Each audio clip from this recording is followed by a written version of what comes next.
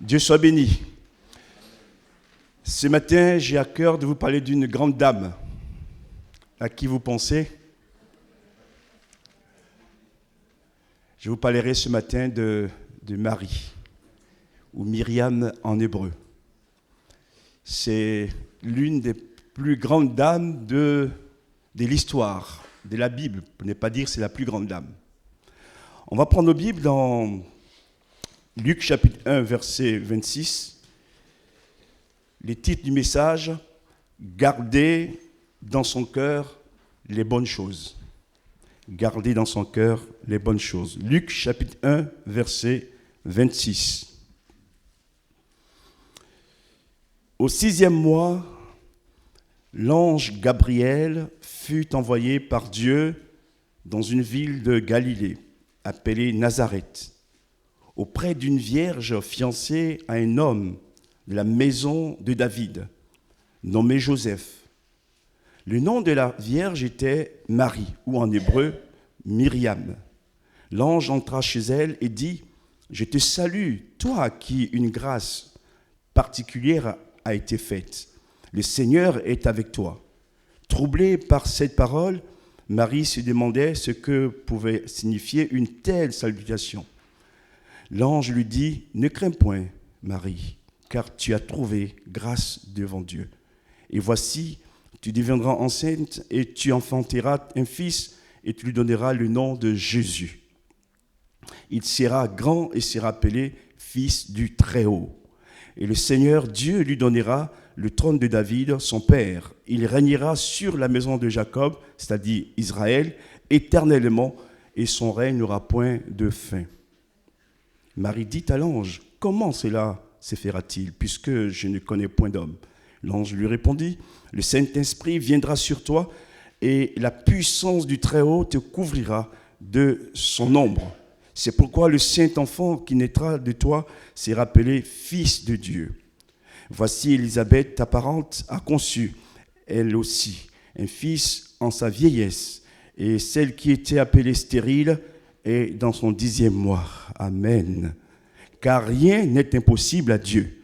Marie dit, « Je suis la servante du Seigneur, qu'il me soit fait selon la parole. » Et l'ange la quitta. Amen. Une deuxième lecture encore, on va continuer, le verset 39. On va continuer le verset 39. Dans ce même temps, Marie se leva et s'en alla en hâte vers les montagnes dans une ville de Juda. Elle entra dans la maison de Zacharie et salua Élisabeth. Dès qu'Élisabeth entendit la salutation de Marie, son enfant tressaillit dans son sein et elle fut remplie du Saint-Esprit. Elle s'écria d'une voix forte, « Tu es bénie entre toutes les femmes et le fruit de ton sein est béni. Comment m'est-il accordé que la mère de mon Seigneur vienne auprès de moi ? Car voici, aussitôt que la voix de ta salutation a frappé mon oreille, l'enfant a tressailli d'allégresse dans mon sein. Heureuse celle qui a cru, parce que les choses qui lui ont été dites de la part du Seigneur auront leur accomplissement. Amen. Enfin, une dernière lecture, dans Luc chapitre 2, le verset 8. Luc chapitre 2, verset 8. Il y avait dans cette même contrée des bergers qui passaient dans les champs les veilles de la nuit pour garder leurs troupeaux. Et voici un ange du Seigneur leur apparut et la gloire du Seigneur resplendit autour d'eux. Ils furent saisis d'une grande peur ou crainte, même frayeur, mais l'ange leur dit, « Ne craignez point, car je vous annonce une bonne nouvelle qui sera pour vous ou pour tout le peuple le sujet d'une grande joie. C'est qu'aujourd'hui, dans la ville de David, il vous est né un sauveur, qui est le Christ, le Seigneur, c'est-à-dire Bethléem. Et voici à quel signe vous le reconnaîtrez. Vous trouverez un enfant emmailloté et couché dans une crèche. Et soudain, il se joignit à l'ange une multitude de l'armée céleste, louant Dieu et disant « Gloire à Dieu dans les lieux très hauts et paix sur la terre parmi les hommes qu'il agrée. » Lorsque les anges les eurent quittés pour retourner au ciel, les bergers se dirent les uns aux autres « Allons jusqu'à Bethléem et voyons ce qui est arrivé, ce que le Seigneur nous a fait connaître. » Ils y allèrent en hâte et ils trouvaient Marie et Joseph et le petit enfant couché dans la crèche. Après l'avoir vu, ils racontèrent ce qui leur avait été dit au sujet de ce petit enfant. Tous ceux qui les entendirent furent dans l'étonnement de ce que leur disaient les bergers. Marie gardait toutes ces choses et les repassait dans son cœur. Et les bergers s'en retournèrent, glorifiant et louant Dieu pour tout ce qu'ils avaient entendu et vu, et qui était conforme à ce qui leur avait été annoncé. Amen. Je rappelle le titre du message, garder dans son cœur les bonnes choses reçues de Dieu. Voici une femme qui vit dans le nord d'Israël, dans la partie qui est appelée la Galilée. Et elle vit précisément dans une ville qui s'appelle Nazareth. Et c'est là-bas que Dieu va envoyer un ange pour la rencontrer. Premier point du message, Marie voit l'ange Gabriel. Qui est l'ange Gabriel ? L'ange Gabriel fait partie des archanges, des messagers de Dieu envoyés pour annoncer des nouvelles de la part de Dieu, des nouvelles très, très précises et particulières.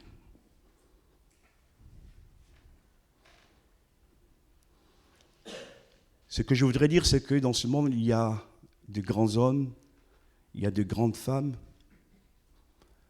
mais combien parmi eux, comme Marie, ont vu l'ange Gabriel ?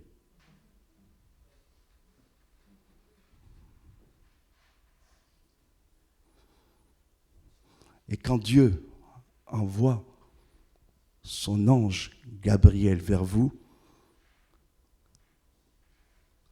c'est qu'il vous considère, c'est qu'il vous honore.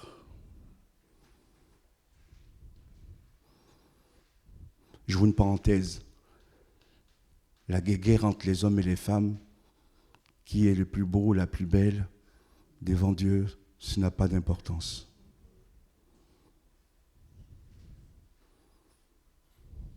Qui a péché le premier, qui n'a pas péché le premier, tout ça, c'est derrière le Seigneur. Quand une personne, un homme ou une femme, craint Dieu, l'honore, le respecte, peu importe son sexe, Dieu lui envoie son ange ici, Gabriel, à Marie, parce que elle fait partie du plan de Dieu. Amen. Je ne veux pas dire qu'il ne faut pas honorer nos rois, nos reines. Mais le plus important, dans l'honneur qu'on peut apporter à quelqu'un, la considération, c'est d'abord considérer le plan de Dieu dans la vie de la personne.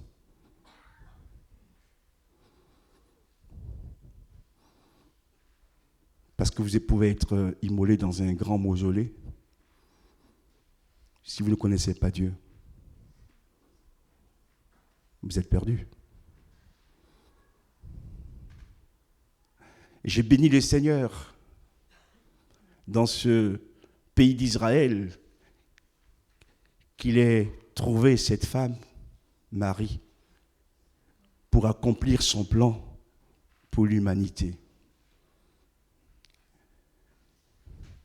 Je voudrais dire que même si nous ne le faisons pas comme les catholiques, nous devons nous aussi honorer la mémoire de cette femme. Elle a porté, j'ajoute quand même, le Fils de Dieu, Jésus.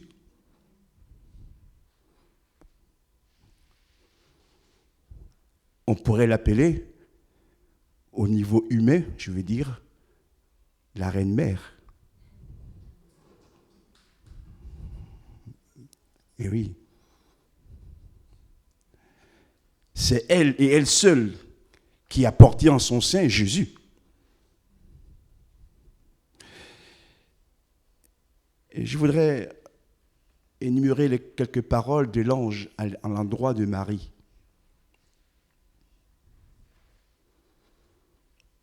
Premièrement, l'ange dira ceci: je te salue, toi à qui une grâce particulière a été faite. Je te salue.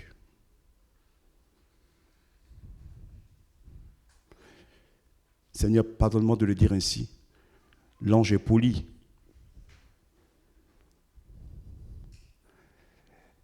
Et il dit à Marie ce qu'il a reçu de Dieu pour le lui communiquer. Une grâce, j'ajoute le mot particulière parce que c'est ce qu'il voulait dire en fait, a été faite. La grâce est particulière parce que, vous savez, comme moi, pour donner vie à un enfant, il faut un homme et une femme. Dans le cas de Marie, ce n'est pas ce qui va se passer. C'est le Saint-Esprit qui va la couvrir pour qu'elle puisse concevoir cet enfant. D'ailleurs, il s'est rappelé le Fils du Très-Haut. Et l'ange ajoutera à cette parole également: le Seigneur est avec toi. Et il arrive des fois où nous oublions cette vérité, frères et sœurs. Je suis dans ces temps de crise. Merci au Seigneur pour tous les dons spirituels de ce matin qui nous bousculent, qui nous avertissent aussi, mais qui nous donnent aussi de l'espérance. Parce que Dieu a promis de veiller sur son peuple. Amen. Et j'aimerais le dire à quelqu'un ce matin: tu n'es pas seul, Dieu est avec toi. Amen. Et si Dieu est avec toi, qui sera contre toi? Tu pourras traverser cette épreuve encore qui surgit dans ta vie, parce que Dieu te donnera la force de vaincre dans le nom de Jésus. Deuxième parole: voici, tu deviendras enceinte et tu enfanteras un fils et tu lui donneras le nom de Jésus. Quelle promesse et quelle précision dans ce que Dieu fait et dit. Tu deviendras enceinte, tu enfanteras un fils et tu lui donneras le nom de Jésus ou Yeshua, le Sauveur. Tout est précis. Je dirais au millimètre près. Et ce que j'aimerais te dire aussi ce matin de la part du Seigneur, ce que Dieu fait est précis, même dans les moindres détails de ta vie. Ses promesses se réalisent toujours. Cette promesse de la part de Dieu, même le nom de l'enfant, lui, est communiqué.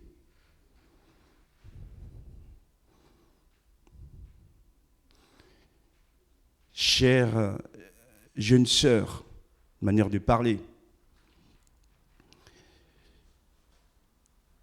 quand vous attendez un bébé et que Dieu vous parle, dans un couple de chrétiens, je veux dire, et qu'il vous donne le nom de l'enfant qui va naître, c'est extraordinaire. C'est extraordinaire. Et d'obéir à la voix de Dieu.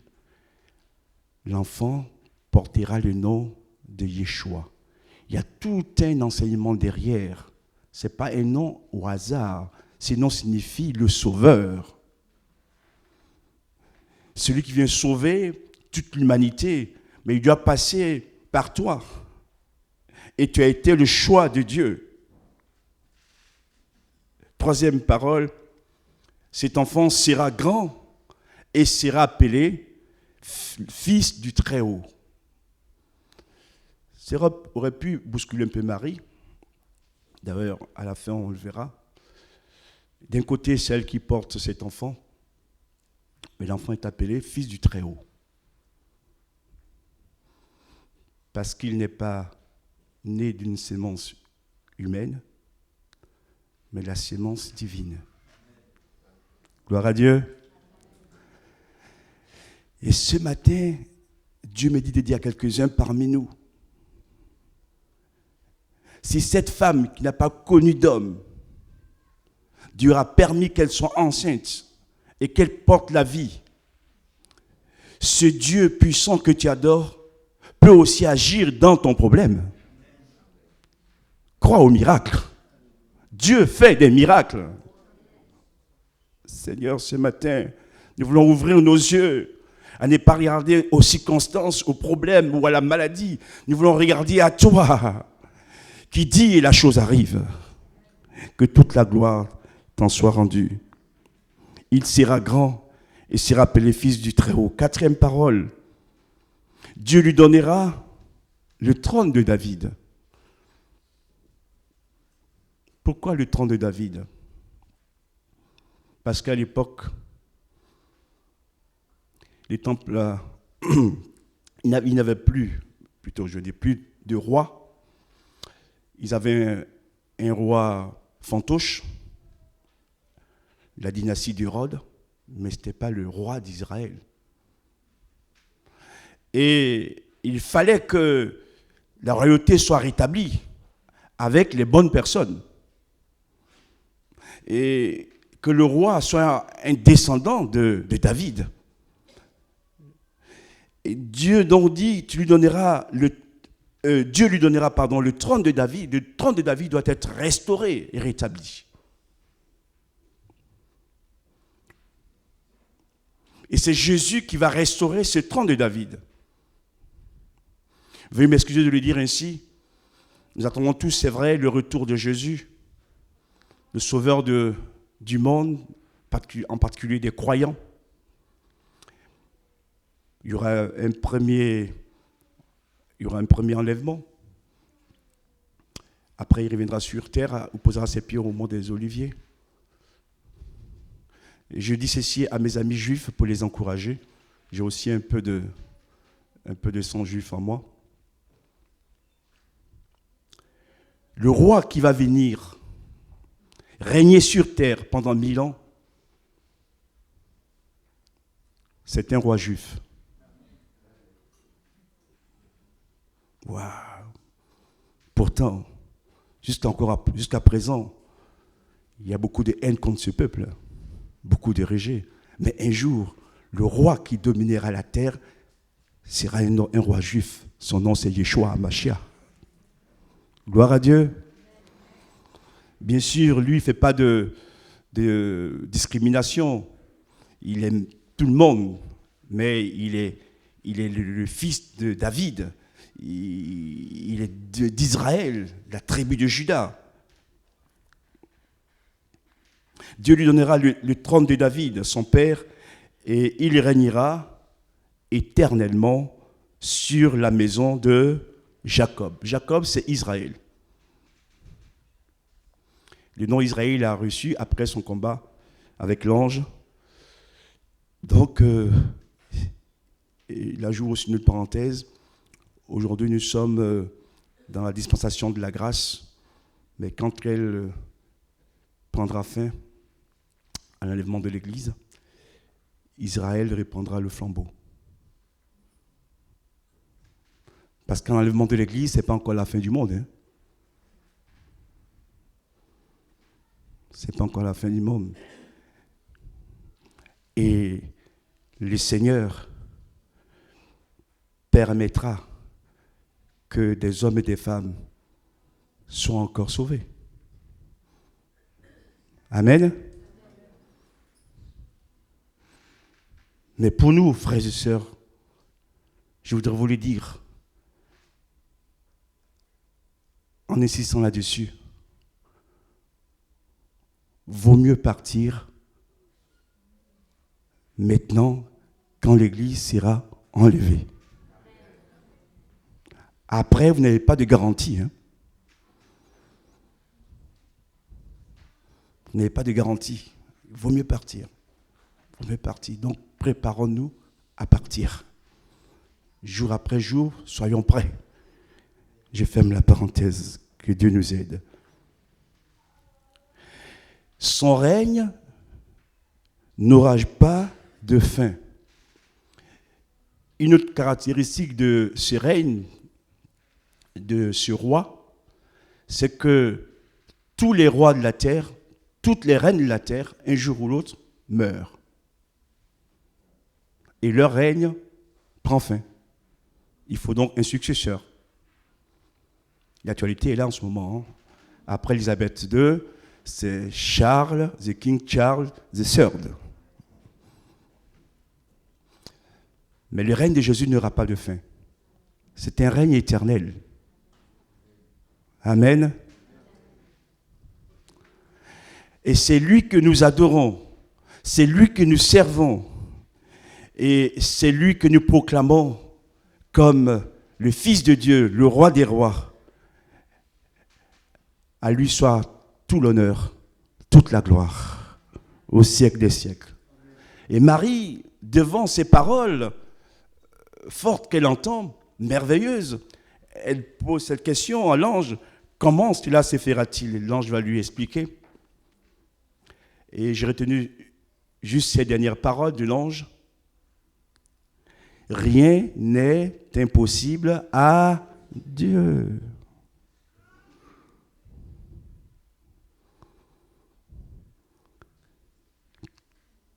Quand nous allons aller chez nous, prenons un papier, écrivons dessus, rien n'est impossible à Dieu. Il faut le mettre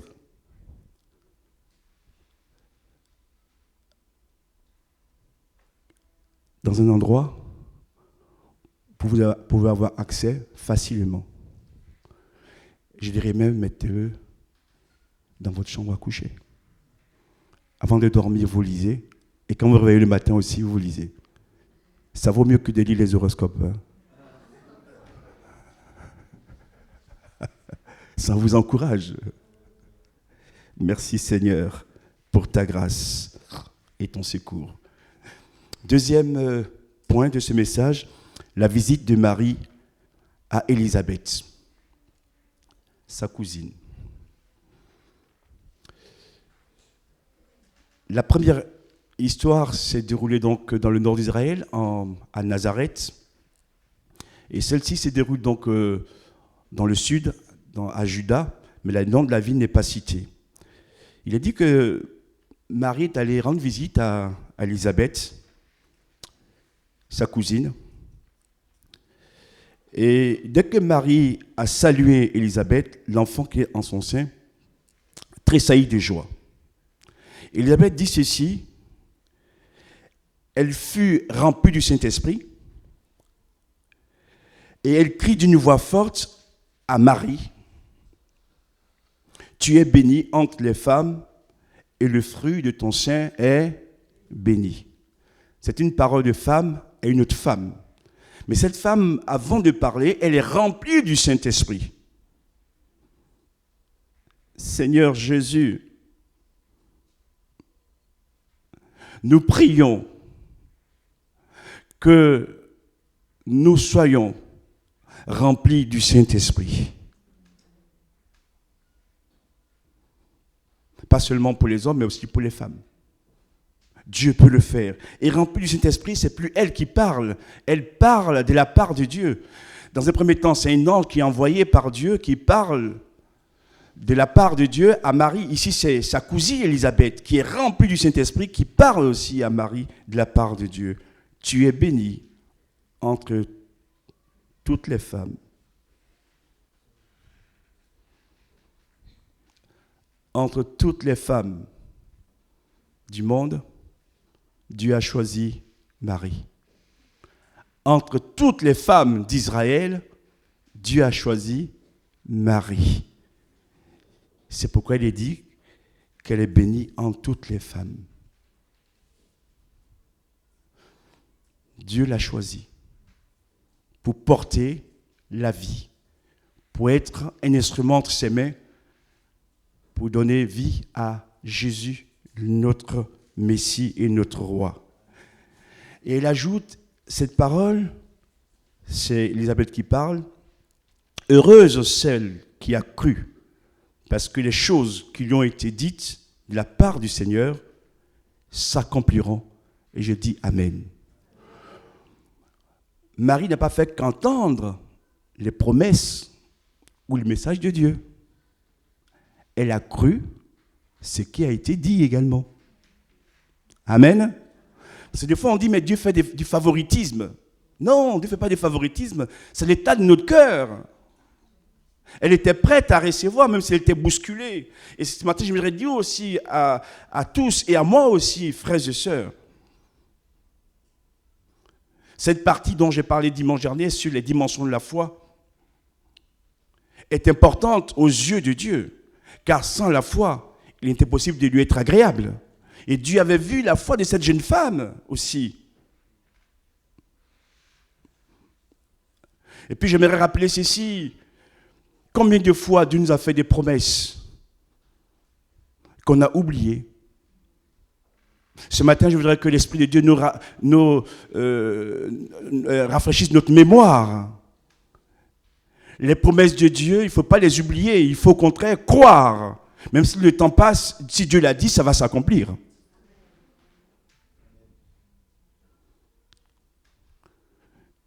Jésus a dit qu'il va revenir nous chercher. Mais s'il tarde, frères et sœurs, c'est parce qu'il veut que le maximum soit sauvé. Amen. Nous, des fois, on est pressés de partir, hein? Mais on oublie qu'il y en a qui sont encore dans les ténèbres. Et même parmi ces personnes, il y a aussi les membres de nos familles. Donc, si Jésus tarde, c'est aussi pour leur salut. Dieu a toujours une sagesse dans ce qu'il fait. Seigneur, oui, nous voulons te faire confiance pour toutes les promesses que tu as faites, qui n'ont pas été encore accomplies. Mais ce matin, tu veux rafraîchir notre mémoire. Et je veux dire que ce que tu m'as promis, que tu nous as promis, s'accomplira un jour. Amen. Heureuse celle qui a cru.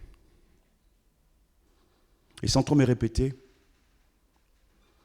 notre bonheur est lié à la qualité de notre foi. Je répète, heureuse celle qui a cru. Heureux celui qui a cru. C'est-à-dire que notre bonheur est lié à la qualité de notre foi. Veux-tu être vraiment heureux, heureuse? Dis-moi, quelle est la santé de ta foi? Parce que sur terre, nous aurons toujours des combats, nous aurons toujours des luttes, mais c'est la foi en Jésus qui vient mettre du baume dans nos cœurs. Gloire à Dieu. Et cette foi nous dit, mais non, mais Jésus est là, tu n'es peut-être pas seul. Il va t'aider. Il t'a déjà aidé, il va encore t'aider. Et ça nous met de la joie. Que ce matin, Seigneur, comme Marie, nous voulons croire ce que tu dis. Amen. Pas ce que je sens, hein, ou ce que je ressens, mais ce que dit Dieu. C'est ce que dit Dieu qui va s'accomplir. Troisième point. J'avais le choix entre deux titres. Troisième point, frère. Le premier titre, c'est l'apparition des anges au berger, qui fait référence ou qui est parallèle au premier titre, l'apparition de l'ange Gabriel à Marie. Mais on pourrait aussi intituler ce troisième titre « La visite des bergers à Marie et à Joseph ». J'aimerais attirer votre attention sur le texte biblique.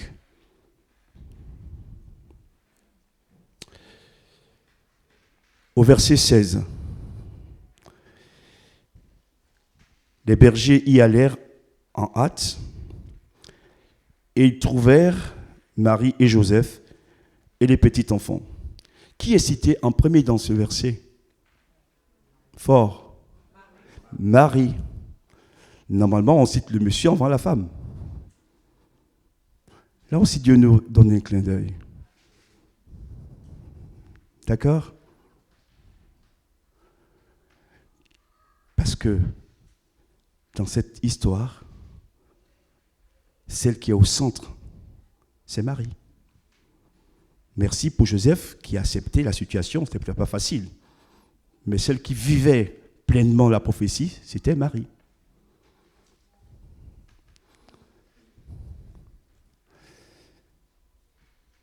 Beaucoup des premiers seront les derniers, et beaucoup des derniers seront les premiers. Je ferme la parenthèse. Nous, on juge souvent les apparences. Dieu regarde le cœur. Dieu regarde le cœur. Donc, des anges vont apparaître au berger. Un ange d'abord, après d'autres anges. Le premier ange dit ceci: je vous annonce une bonne nouvelle au berger. Je vous annonce une bonne nouvelle. Et c'est vrai que tous les jours, on a des nouvelles. Ça n'en finit pas. Mais il n'y a qu'une qui reste et restera toujours la bonne nouvelle. C'est que Dieu nous a tellement aimés qu'il a donné son Fils unique, afin que quiconque croit en lui n'ait périsse pas, mais qu'il ait la vie éternelle. Cette bonne nouvelle est là comme un phare au sein de toutes les mauvaises informations qu'on peut entendre. Et Paul nous dit que nous sommes des passagers ici-bas et qu'un jour, nous regagnerons notre cité céleste. Bien sûr, il ne faut pas être insouciant, mais après tout ce qu'on voit, même par rapport au grand de ce monde, un jour ou l'autre, il y aura une fin. Mais la fin n'est pas tout.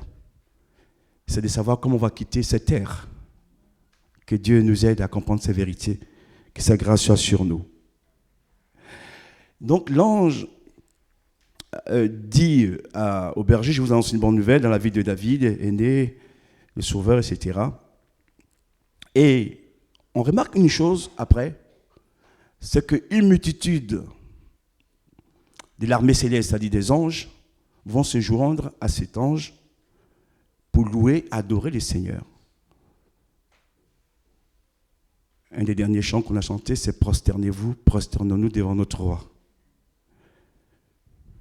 Et que disent les anges? C'est des milliers d'anges. C'est une chorale extraordinaire. Gloire à Dieu dans les lieux très hauts. Et paix sur la terre parmi les hommes qu'il agrée. Je leur dis ceci, frères et sœurs. Dieu aime tous les hommes. Dieu veut leur salut. Mais la paix dont il est question ici, c'est pour ceux qui l'agréent. D'accord? Donc il y a quand même une mise à part. La paix du monde existe, mais la paix de Dieu, c'est pour ceux qui l'aiment, qui croient en lui et qui lui font confiance. On a perdu la musique de ce chant, mais peu importe. Si vous voulez savoir comment ont chanté les anges, soyez prêts et prêtes. Là-haut, on chantera avec eux aussi. Je vais bientôt terminer.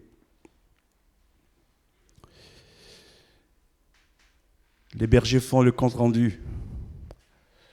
tout ce qu'ils ont vu et entendu à Marie et à Joseph au sujet de Jésus. Le verset 19 dit ceci. Marie gardait toutes ces choses et les repassait dans son cœur. Là, il y a deux enseignements. Entre la promesse et la réalisation. Il peut y avoir des moments de doute, des attaques de l'ennemi. Mais Marie gardait ces choses dans son cœur. Et elle les repassait aussi dans son cœur. Quelle leçon elle nous donne? Quand le combat surgit, quand le doute est là, mon frère et ma sœur, repasse en ton cœur les promesses de Dieu. Gloire à Dieu. Et garde-les dans ton cœur aussi. Parce que ton cœur, c'est l'intimité. C'est un lieu sûr. Et ce matin, Dieu me dit de vous le dire de cette façon. Sachons garder la parole de Dieu dans nos cœurs. Sachons garder les promesses de Dieu. Et puis, repassons-les dans nos cœurs pour nous aider à espérer, à croire en lui. À ne pas les oublier. Marie n'a rien oublié. Et deuxième enseignement qu'elle nous donne, une leçon d'humilité. C'est pourquoi je vous ai dit que ce matin, je vous parle d'une grande dame, sinon même la plus grande des dames du monde. Quelle leçon on lui donne? Elle a vu l'ange Gabriel. Elle n'est pas allée faire du bruit autour d'elle. J'ai vu l'ange. Wow. Qui j'ai vu en plus? Gabriel. Wow. Discrète. Discrétion. Humilité. Et quand elle va voir sa cousine, wow. Grâce à moi, dès que je l'ai saluée, l'Esprit l'a saisie. Grâce à moi, elle a été remplie du Saint-Esprit. Si je n'avais pas été la voir, oh là là. Oh, non. Marie ne dit rien de tout cela. Elle reste toujours humble. Frères et sœurs, vous comprenez maintenant pourquoi Dieu l'a choisi? Ce n'est pas au hasard. Ce n'est pas pour la privilégier. Parce qu'en Israël, il y avait beaucoup plus de femmes, beaucoup plus de filles. Regardez l'état de son cœur. Un cœur pur. Elle est effacée. Toute la gloire revient à Dieu. Ce n'est pas elle qui s'est mise en avant. Et quand les bergers racontent à Marie et à Joseph tout ce qu'ils ont vu, tout ce qu'ils ont entendu, qu'est-ce qu'il est dit de Marie? Elle gardait toutes ces choses et elle les repassait dans son cœur. Elle ne dit pas, waouh, il y a eu les anges, il y a eu Élisabeth, maintenant c'est les bergers. Je suis vraiment important, hein? Ou importante, pas que je parle de Marie, importante. Non, rien de tout cela. Tout ce qu'elle reçoit, elle le garde dans le cœur. Et quand elle dit qu'elle repasse ses choses dans son cœur, c'est qu'elle a une tête à tête avec Dieu.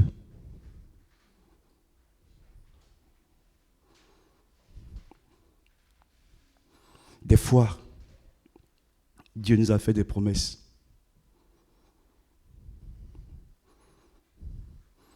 Comprenez-moi bien, frères et sœurs, je ne juge personne. Je suis en train de vous aider. Quand on prépare un message, je ne crois pas que c'est simple pour nous aussi. Hein. C'est pour aider le peuple de Dieu, aussi nous aussi. Dieu a fait des promesses.